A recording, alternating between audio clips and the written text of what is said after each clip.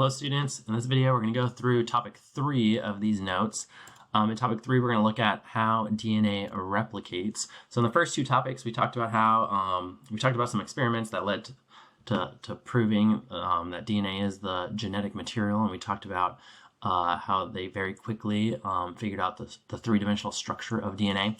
And so the next big task after learning about or knowing or finding out that DNA is the genetic material and learning its three-dimensional structure, the next big question was, how does it replicate? Because if it is the genetic material, DNA, if it is the genetic material, that means that every time a cell divides and makes new cells, each one is going to need a complete copy of that genetic material, the DNA. And so they wanted to know how does this molecule of DNA replicate to make sure that it's always passing on that information from each generation of cells. And so conveniently, with Watson and Crick's discovery of the structure of DNA, it became kind of obvious of how this might work, of how DNA might replicate. Since DNA is made of two strands that are complementary to each other, it's double-stranded, and each of those strands there's complementary base pairing that takes place. Well, the logical guess on how DNA replicates is that those two strands would somehow separate, and then you could use each of those strands as a template to build the missing strand because of these base pairing rules that A has to go with T and C has to go with G and so forth. And so just having one of these strands would be enough information to build a new strand, or having this other strand would be enough information to build the other missing strand. And so you could end up with a molecule now becoming two molecules of DNA, or being able to have the information to build those new strands of DNA. And so there's three ways that this could have technically played out, or there's these three competing models of how this might play out. There's the conservative model, the semi-conservative model, and dispersive model. One of these is correct, which we'll go over in a second, but I just want to show you guys each of these three ideas real quick. Starting with the conservative model, according to this idea was that the two original parent, we'll call them the parent strands, the two parent strands of DNA would separate, and then they would be used to build two new strands, and those two new strands would then end up together, and the two original strands would go back together. And so you'd end up with these two molecules of DNA, one of those molecules made with brand new DNA, and one of those molecules still has all of the original DNA, both strands, or the DNA that we started with. And then that could happen again, and then those two strands could separate and be used to build two new strands that come together, but then those two strands go back together. Same thing here. And so each generation of DNA replication, you'd always have those two very original strands end up together, right? So we can even track them. In this picture, they're color coding the two original strands of DNA that we started with before you replicated the first time, before you replicated the second time. You can see that they're always ending up back together because they're going to separate and be used, that information to be used to build two new strands, but those two new strands would end up together, and those two original strands would come back together. And so after it replicates once, you'd have DNA that's 100% new and 100% the original DNA. And then after it replicates again, you'd still have a bunch of DNA molecules that have new DNA that was made in the last replication or in this replication. But there'd still be molecules that have 100% the original DNA. Now in the semi-conservative model, you can see how this is a little bit different. This model, according to this model, the two strands of DNA would separate, but they would separate permanently. And then each of those strands would be used to build a new complementary strand, a new strand of DNA that they would then stick with. And so you could see that happening here. Those two strands separate, and then they're being used to build two new strands. But those new strands will pair and stay with one of the original strands. And then you can see that happening again. Those two strands will separate and then be used to build a brand new strand. And in this picture, again, you can see those two original strands of DNA, the dark blue ones, where they end up after it replicates once and after it replicates twice. And all this light blue DNA, that's DNA that was made, that's new DNA that was made in the first replication of their second replication. And so after the first replication, you have this DNA that's 50%, these DNA molecules that are 50% the original DNA and 50% the new DNA. But after it replicates a second time, you now have molecules that are still 50% have one, like they have one of those strands that's the original DNA, so they're 50% new DNA, 50% old DNA.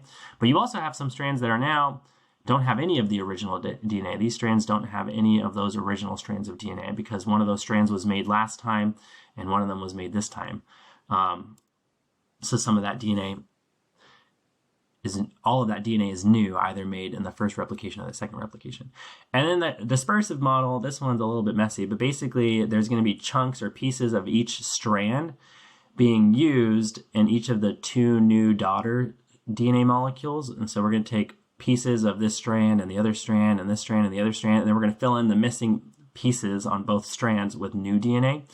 And so this original parent DNA is being dispersed 50-50 between each new strand and these new molecules, and then it's being dispersed again. And so after it replicates the first time, you have DNA molecules that are 50% the original DNA, about 50% of the DNA, original DNA is in here, and about 50% is here, and 50% is new and new. But then after the second time it replicates, you now have DNA molecules, like if you kept dispersing all of this DNA evenly between that was in these 2 strands to these new molecules that are forming, you now have DNA, these DNA molecules, each of them have about 25% of that very original DNA that we started with after it was dispersed 50-50 and then dispersed a little bit more. And then each time you have to kind of fill in the missing pieces with new DNA is what that's showing here. So those are the 3 competing models of how DNA replicates. Now there was an experiment that was put together to figure out which one of these is actually correct. And that is the Meselson-Stahl experiment. And in this experiment, it's kind of confusing at first, but I'll try my best to make this make sense. What they're going to do is they're going to start with DNA molecules that contain a certain isotope of nitrogen. So DNA has a lot of nitrogen inside of it, and they're going to use a specific isotope of nitrogen that's heavier than the normal isotope of nitrogen. So this is nitrogen 15, that has a mass of 15, and then there's nitrogen with a mass of 14. So those are 2 isotopes of nitrogen. And so we're going to call this the heavy isotope, the heavy nitrogen, and this is the light nitrogen. And so what they're going to do is they're going to start with DNA molecules that are made with 100% this heavy nitrogen. So all the nitrogen in this DNA that we're starting with is using this heavy isotope of nitrogen. So these DNA molecules would be like literally heavier than usual. Okay, like they're going to have more mass, way more than DNA that's made of this lighter version of nitrogen. So they're going to start with DNA molecules that have this heavy nitrogen, okay? And then what they're going to do is they're going to take that DNA, those DNA molecules that have the heavy nitrogen, and they're going to let those DNA molecules replicate, but they're going to let them replicate in a medium that only has the light, normal nitrogen. And so if they replicate, any new DNA that's being made is going to have to use the lighter version of nitrogen. But we'll be able to keep track of what was the original DNA, because the original DNA will always have the heavy nitrogen, but any new DNA from that point on, when it replicates once or twice or 5 times or whatever, any new DNA from that point on is going to use the lighter nitrogen. And then here they're kind of color coding it for you. And so what they do is before they let it replicate, they're going to take this solution of DNA, basically just imagine a bunch of DNA molecules in here that all have the heavy nitrogen. So there's DNA molecules in here that contain 100% the heavy nitrogen. And they pour that into a little tiny test tube and they centrifuge it. And by centrifuging it, it's going to cause all of these molecules to clump together based off of their mass or their density. And so if the molecules have the same mass or density, they're going to end up clumping together in the same spot on this test tube once it spins really, really fast. And so at first, when they do that, in the test tube, there's a single band that forms near the kind of closer to the bottom of the test tube. And that's because all the DNA molecules all weigh the same at the very beginning of this experiment. They all weigh the same and they're all contain the heavy nitrogen. And so when you spin that in a test tube, they're all going to clump together kind of near the bottom of this test tube because they're heavier, okay? And then after they're going to let those DNA molecules replicate once, and again, they're going to let it replicate in a medium containing the light nitrogen. So any new DNA from this point on is going to have to use the light nitrogen. And after they let those DNA molecules replicate once, so all those DNA molecules, they can replicate one time, they're then going to take that solution then of all this DNA that's been replicated once, and they're going to pour it back into a little tiny test tube, and they're going to centrifuge it, and all those DNA molecules are going to clump together based off of their mass. And what they found is that they all clumped together in the same spot, which means all those DNA molecules weighed the same, but they clumped at a slightly higher spot than the first time, which means that those DNA molecules all weigh the same, but now they're lighter than they used to be. And so that right there told them that one of these models of DNA replication is incorrect. after it replicated once. Once they got that data after it replicated once, it actually proved that it couldn't be the conservative model. Because if it was the conservative model, you would have this original DNA that had heavy nitrogen. So imagine the dark blue represents the heavy nitrogen. And those two strands would have stayed together in the DNA molecules. And so you would still have DNA molecules that have 100% the heavy DNA. But then at this point, you would have now new DNA molecules that have that are made of new DNA, which would have to be the light nitrogen. So imagine this light blue represents the light isotope of nitrogen.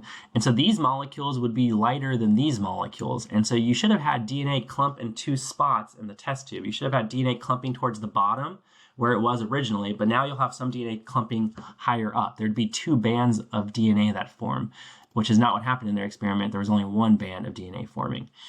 And then what they did is they let it replicate a second time. So they let it go through 2 rounds of replication. So they took this DNA that had 100% the heavy nitrogen. They let it replicate once in the presence of the light nitrogen. So any new DNA has to use the light nitrogen. And then they let it replicate again.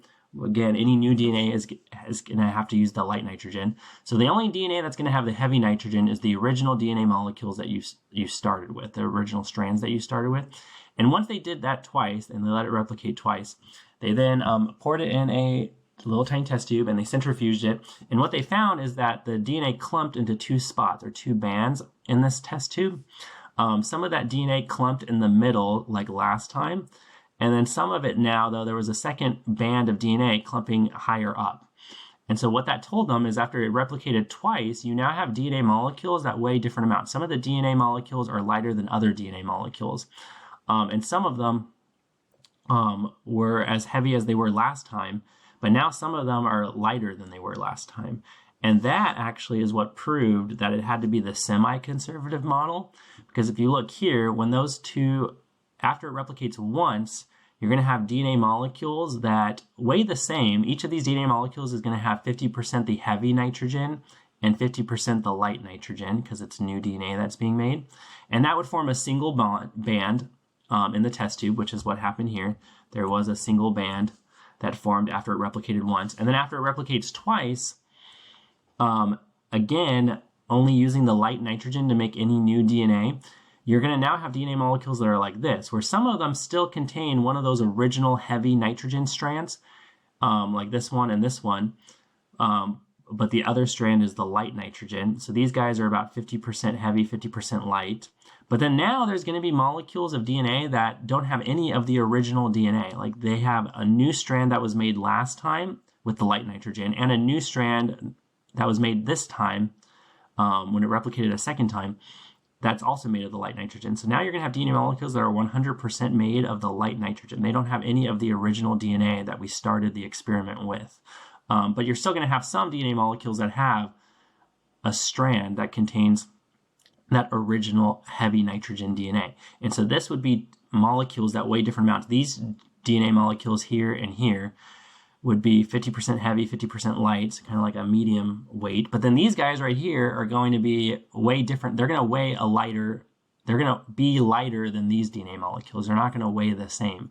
And so you're going to have 2 types of DNA molecules, some that are lighter than others, which is what's happening exactly right here after it replicated twice. Now, if this was the dispersive model, after it replicates once, they would be 50-50 heavy light, which would be like the same band. So it'd be like a single band like right here.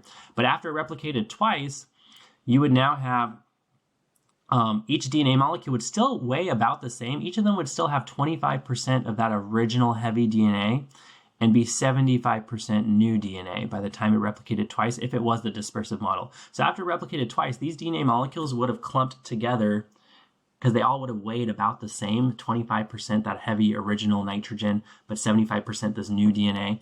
And it would be lighter than it was the last time, which was lighter than it was the first time. But that's not what happened in their results. After it replicated twice, there was 2 distinct bands. And so these DNA molecules no longer weighed the same. And so that's what showed that it was the semi-conservative model of DNA replication. This picture might even be better. Maybe I should have walked you guys through this picture, but it's showing you guys the same thing, that you're starting with this DNA, these DNA molecules that have the heavy nitrogen, they form a band at the bottom, but after it replicates once, now the DNA ends up in the middle, and that's because those DNA molecules have half of the original heavy DNA and then half of this new light DNA, and they each weigh the same. They're 50-50 heavy and light, or new and old DNA, 50-50 new and old DNA. And so they clump in the middle. They're a little bit lighter than they were the first time. And then after it replicates twice, though, you're going to now have some DNA molecules that have none of that original DNA. But you'll still have some DNA molecules that have some of that original DNA, like one of these original heavy strands. And so that's now going to form two bands, some in the middle where they were last time, because that's the DNA that was 50-50, heavy and light. But now you're going to have some even higher up on the test tube after it's centrifuged, which is all of the DNA molecules that contain 100% newer DNA. That's the lighter nitrogen. They have none of the original heavy nitrogen inside of them. So I hope that kind of makes sense. We'll talk more of that in class because it is kind of confusing. It's easier to kind of show you guys in class with like a whiteboard what's going on, but that's the gist of it. Just know that the experiment showed it's the semi-conservative model of DNA replication.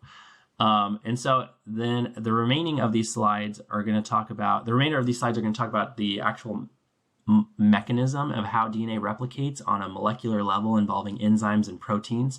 And so I'll walk you guys through that. So DNA replication, if you have a DNA strand, it's going to start at locations called origin of replication, or we abbreviate ORI for short, or ORI for short. And that's a spot on a DNA molecule where we're going to start replicating the DNA. And so that's where the two strands are going to first separate.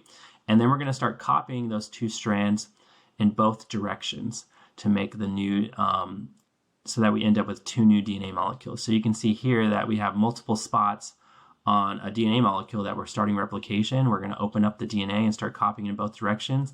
And then by the end of it, you're going to now have two DNA molecules. Each of them having one strand of the original DNA. But now each of them now has a newly built DNA strand for both of them.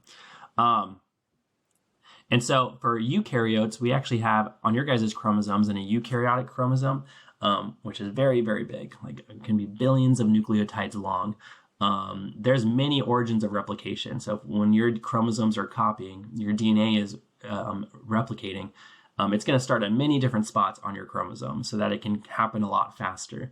In prokaryotes, though, just a difference between us and prokaryotes. Prokaryotes, they have a circular chromosome, and they only have one origin of replication. So replication starts at one spot on that chromosome and then goes both ways until the whole chromosome is replicated. So these are called replication bubbles, where the DNA is opening up and we're starting to do DNA replication in both directions. And then here's a replication fork, where you can actually see the DNA starting to be made as it's moving along and opening up this DNA more. So we're going to kind of focus in and zoom in here on what's happening at a replication fork. How is this new DNA being made on both of these strands?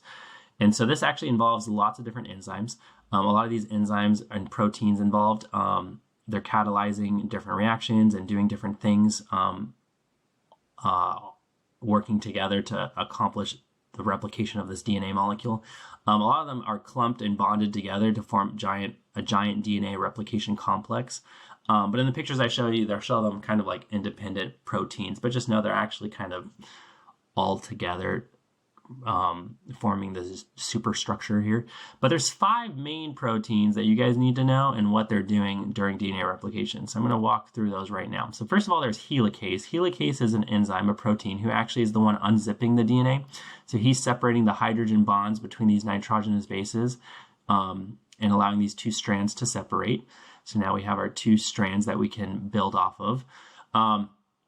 And then as he's unzipping, though, because DNA is a double helix, because DNA have two strands that are twisted around each other, when you start unzipping that, it creates something called supercoiling ahead of helicase. So as he's unzipping ahead of this replication fork, the DNA gets really, really tightly coiled as you start unzipping it.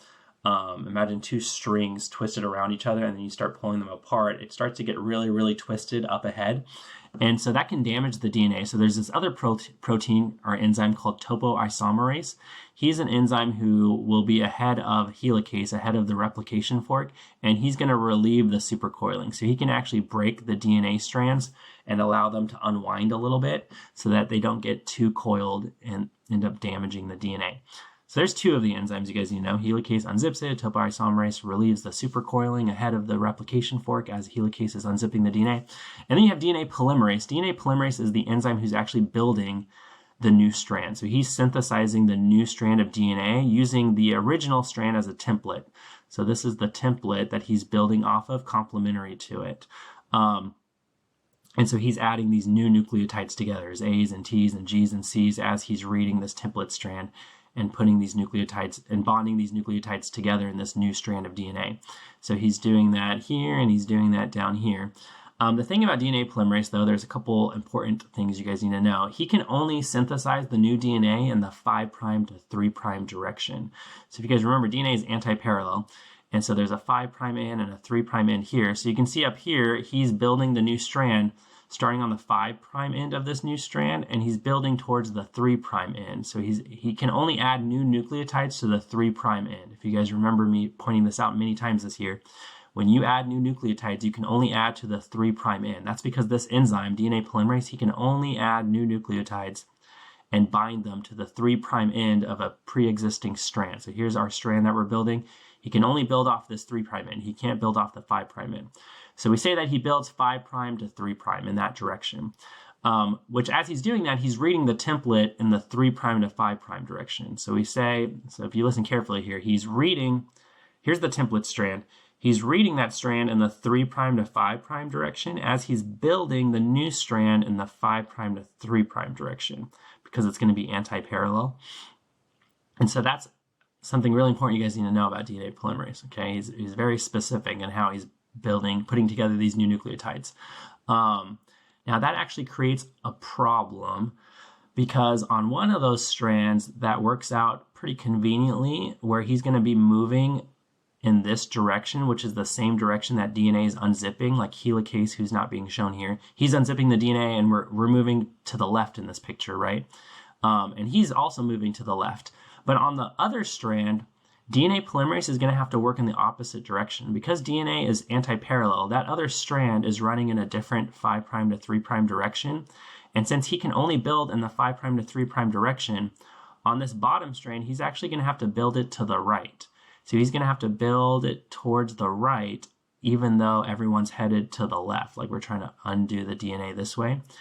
And so that causes, on one of these strands, the DNA to be built in tiny fragments. So he's going to build a piece going to the right because he has to go to the right. He has to build 5' to 3', and then he's going to let go and then come back and do another section, 5' to 3' to the right, and then another section and another section. So he's going to have to build one of these strands in pieces, whereas the other strand is just continuous. So the strand that's being built continuously, because it's going the same direction as the replication fork, is called the leading strand. And the one that's being built discontinuously, meaning like we have to build a piece, then come back and build another piece, and then come back and build another piece, that's called the lagging strand. It's called the lagging strand because it's going to take a lot more time and effort to get that strand made. And so here you can kind of see a better picture where, because DNA is anti-parallel and we have to build in the 5' to 3' direction, excuse me, on one of those strands, that's going to be in the same direction as we're unzipping the DNA, which that means that we can just continuously build off the 3' end in this direction. But in the other strand, since it has to be built 5' to 3' and the other strand is going the opposite direction, we're going to have to be building it in the opposite direction away from the replication fork, 5' to 3', just like this one's being built 5' to 3', but that's going to be going to the right on this strand. And so we're going to have to build a piece and then come back and build another piece and come back and build another piece. So that's what I mean by discontinuous. That's the lagging strand. And these fragments that we end up with of DNA being made on the lagging strand are called Okazaki fragments, named after the scientist who discovered these fragments and figured out that there's a leading and lagging strand. And then soon those Okazaki fragments, those pieces of DNA being built in segments here on the lagging strand, they'll be joined together by an enzyme called ligase. So ligase will make the final bonds between them on the sugar phosphate backbone. He'll join them together, those nucleotides together, so that the strand is perfectly continuous, and you would never know that there was fragments there because there's this other enzyme called ligase who's going to join those fragments together by basically making this last missing bond between those fragments, which we're going to have to do that a lot on the lagging strand. And then another thing that you guys need to know is, or another enzyme you guys need to know is an enzyme called primase. So primase is an enzyme who's going to make a short fragment of RNA complementary to the DNA template. So it's going to build a short piece of RNA, and we call that a primer. And the reason that's being made is because DNA polymerase can only build off of an existing strand. And so basically DNA polymerase has to start with a strand that already exists, and then he can build off of it with more and more DNA. And so DNA polymerase will always start with an RNA primer, this piece that was put here, and he'll start building off of it with DNA. Which is what's going on here. He's building the new strand, but he always has to start with a primer. And that primer is made by this enzyme called primase, and it's actually made of RNA nucleotides. So in these primers, which are made of RNA nucleotides, they're going to have some uracil and not thymine, and they're going to have the sugar ribose. So now we're going to have some pieces of RNA in this new DNA that's being made. But that's because DNA polymerase, he can't start from scratch. He can only build off the 3' end of a pre-existing strand, which is the whole point of putting this primer here by this guy, primase, so that he can build off of it. Now on the leading strand, you're only going to need one of those. And once you have one primer, you can just keep going and going and going and build off of it. But on the lagging strand, as you guys can imagine, you're going to need lots of primers. Every time that DNA polymerase makes a short piece, when he comes back to make another piece, there has to be a primer there so that he can build off of it. And so on the lagging strand, you're going to see lots of primers there made by primase. He's going to put these short pieces of RNA, and he's going to have them ready so that DNA polymerase can then come and build off of it to make the new DNA.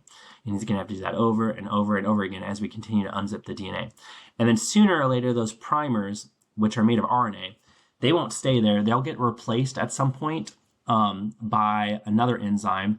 There's actually another type of DNA polymerase, not the same. There's different types of DNA polymerases. There's another type of DNA polymerase who actually will come back and remove the RNA primers and replace them with DNA nucleotides, so that so by the end of all of this, there will not be any RNA left in your DNA. So as you're replicating your DNA, you're putting on these short little RNA pieces, and then this DNA polymerase will come back and remove those RNA pieces and replace them with DNA. And then that's when ligase will come and make those final missing bonds between these fragments. And so this picture here is showing you the same thing. So here's a primer, DNA polymerase is building off of it. But then at some point, another DNA polymerase will come and replace those primers with DNA. And then there's still going to be one last bond missing in the sugar phosphate backbone between those fragments. And so DNA ligase makes that final bond. And then you have perfectly made new DNA. So the lagging strand is a lot of work. And it's all because of DNA polymerase having to build in the 5' to 3' direction, which on one of these strands is going to be inconvenient because he's going to be going the opposite way, and he's going to have to do it in short pieces and then come back and build another short piece and then come back and build another short piece. And then lastly on these slides, it talks about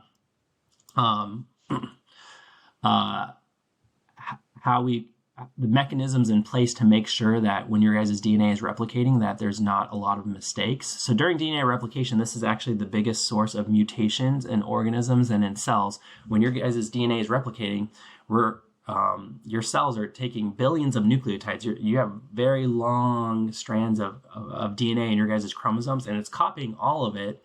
And it's very common, kind of common actually, that when the new DNA is being made, you end up with some mistakes in that newly made DNA. So DNA polymerase, he's not perfect as he's putting together the A's and the T's and the G's and the C's. Sometimes he messes up.